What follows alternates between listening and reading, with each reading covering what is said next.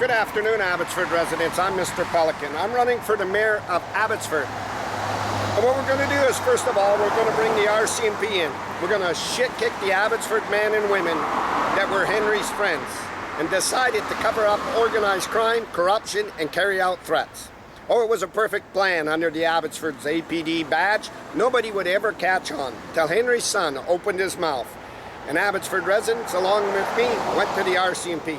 The Abbotsford police were using their shield for many, many years as an elite, organized posse for Henry Braun on organized crime.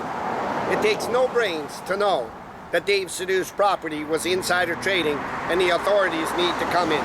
But under private police, this is why these big elites were pushing for private police. Then they could lift land, get the decisions, and win it. Under the RCMP, you're immediately going to lose your assets and seized. It has to go all the way up the ladder, and I believe, in my opinion, it's in David Eby's office because the 71 million's missing. You don't look away as the premier threats on people's lives, city councils lifting their land, corporate welfare to Vitalis to buy the land. But this, I'm on McCallum Road. I want you to look across the street. That applicant is Darren Braun, Henry's son. He was a proving officer in the city. He was a man that showed me how Henry had Ed and Mike DeYoung and was loading city councils and rigging decisions on Cooper's Farm and everything. He opened up the whole book. It was Henry's attempted murder in broad daylight what went and took it too far. Wrecking people's lives, calling the Abbotsford police. Oh, the investigators, they think they should stay. Oh, they offer Abbotsford so much, this crap does. You know, it puts a big what if, and that is why their officers are dying in the line of duty. Are they dying, or were they carrying out threats for Abbotsford residents? Darren Braun, as a proving officer, knew all the insider trading and what lands to buy, which ones would be proposed, which people would be selling, and which apartments he would need. And not only that, it would call for investigations because his dad, Henry, which was the mayor, was owning companies with his son, and Eric Nivel called it out. Darren Braun's elite friends were Peter Sparanese, that's why he quit, the city manager, Rob Isaac, and many people in the city. They couldn't say no to Darren Braun because he went to his dad, and his dad would say, okay, you know what? We're going to let you go early from the city, and you won't get the city pension. But then he went around to all these job sites, and he got the lift. By knowing where the job was, and basically telling the owners, look, if you buy this, your life will go easy, but you got to hire my company. We'll guarantee you that it could get through to the city. And my dad, Henry Braun, knowing everybody. But my MLA, Corky Neufeld, knew that Darren Braun was Henry's son. He knew that Darren Braun was gaining off the city's intel and what Darren Braun took advantage. He knew that Darren Braun's signs are illegal. He knows they're hiding behind their backs of the Abbotsford residents in trees. And he knows that their projects would never meet any resistance, or public would never say, could have any say over it, and would be outvoted by city councils what were Abbotsford First with Ross Siemens. This is what they were doing in Abbotsford, and making their jobs go ahead where other people were being, like the multi-billionaire in Augustine, were being told, no, your project don't work, it's my project. And they were doing this, but under the Abbotsford private police, they were carrying it out. Immediately, the RCMP knew that that son of Henry Brown's was using insider trading, and his development company was the applicant and running these zonings, and they were getting preferential treatment, they were getting passed, and he should not be doing business for 5 to 10 years, knowing the official community plan. And if you drive through this town, you can see all his signs. Their sick, warped mind believe that because they have the MLAs with them, Corky Neufeld, that if we get the project up, the courts look at it a little different in the public. As your mayor, we will have to come after them for all the profit they made. We'll have to go after them for illegal zoning and everything that Darren Braun stood to gain, and the revenue made because it's organized crime, just as a fentanyl ring. But they didn't consider that.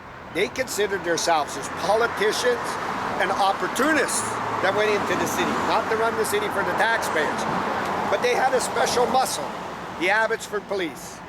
And when it went all bad, because Henry's son, Darren Braun, told, they couldn't put it back on the rail. So Henry got the Abbotsford Police to start threatening, so Mr. Pelican wouldn't stand in front of it with all his experience from the big developers, wouldn't stand and show this on the world stage that the RCMP have to come into Abbotsford. The top elite investigators of Abbotsford Police threatening. The Abbotsford Police Chief, Mike Sir, figured he would flee and get a pass for covering attempted murder. And Colin Watts comes in here and he's got this belief, well, we gotta let my other chief buddy go. We got chief pal, but we slap each other on the ass, basically, and we're gonna cover for each other. Mike Sir's gotta come back. Henry Brown's gotta come back before the courts, and that's gotta go before the courts. Because 99% of crime in Abbotsford is being done behind Abbotsford's back by an elite establishment off of Abbotsford taxpayers, and to get the province and the federal money that's coming in. There was no more democracy, there was no more democratic process. Offices and MLAs weren't standing up, they were on all buddy system, and you saw this. You saw Corky Neufeld promoting Amric Moran. You saw Colin Watts with Amric Moran. You saw Mike DeYoung with Amric Moran. You saw Brad Viss with Amric Moran. You saw Simon Gibson with Amric Moran. You saw Mark Warkentine with Amric Moran. Amric Moran needs to get in, because Amric Moran can help on dirty decisions like this. A 25-year lawyer that chases ambulance, supposed to know about insider trading and crime, and an officer of the court, should be podcasting right here of why I want to run for council, to bring the RCMP in on insider trading, jobs that were preferential treatment. Henry's son had all the intel to it. What a golden opportunity. Who wants to build a casino? Who wants to go to Las Vegas? I mean, even bank robbers got to give up their full-time job and come here and get this. Under this private police, it was carried out. It had no more strength. It was buddies, it was friends, and it was pals. And when Henry could pick up a phone and say, I need Mr. Pelican beat up so he doesn't stand in front of that development and show my son, use that information when he is economic development officer and all his friends in the city were doing it. And you can see this. You can see it by the RCMP not standing beside the Abbotsford Police with all the stuff that's on social media by me and Abbotsford residents. You can see Ross's own wife won't stand beside him. You can see Ed's wife won't come out and defend her husband's character. You can see Henry's wife. She said to Henry, what the hell did you do now? And you could see this all. And when you see them two things, the RCMP, and when you see their own wives not standing up to defend them, you know damn well they knew the truth before it hit social media. And you know damn well that was insider trading. And punks like this got to be taught a lesson, because they believed their daddy, old Big Henry, rich daddy, had politician friends, and he could do this to the whole town and walk on the community. And we saw what happened to Cooper's Farm. Under my mayorship, the first thing that must take place is we must drive the RCMP into Abbotsford, forensic audits, and we're going to go after these. And we're going to go after Ron Funks, we're going to go after Darren Braun's, we're going to go after Dave Sadhu's property for insider trading, and we have to go after it.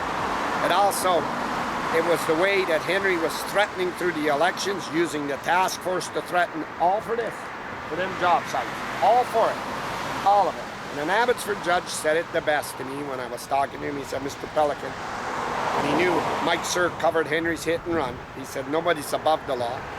No one can use the law, and no one can bend it. And he said these words that resonate with me all the time. No one thinks of the end, they only think of the beginning. Darren was thinking of all the money. Henry was thinking of all the money. Ross was thinking of all the money. The Abbotsford police chief was thinking of all the money. They never thought it would catch him.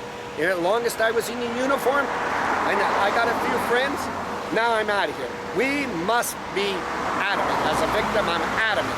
The Mike Sir has got to come back, and he's got to be dragged before all police forces to see, be charged for covering Henry's attempted murder, using his task force on me and threatening.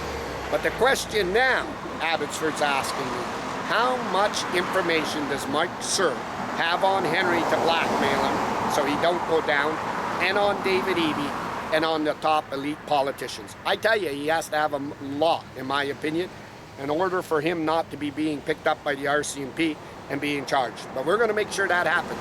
We're going to make sure Chief Colin Watts knows what police work's about, and no criminal. There's no two-tier system. No criminal gets off with a pass because you're wearing uniform. I'm live. Gladys Avenue, Abbotsford, British Columbia. Corky Neufeld.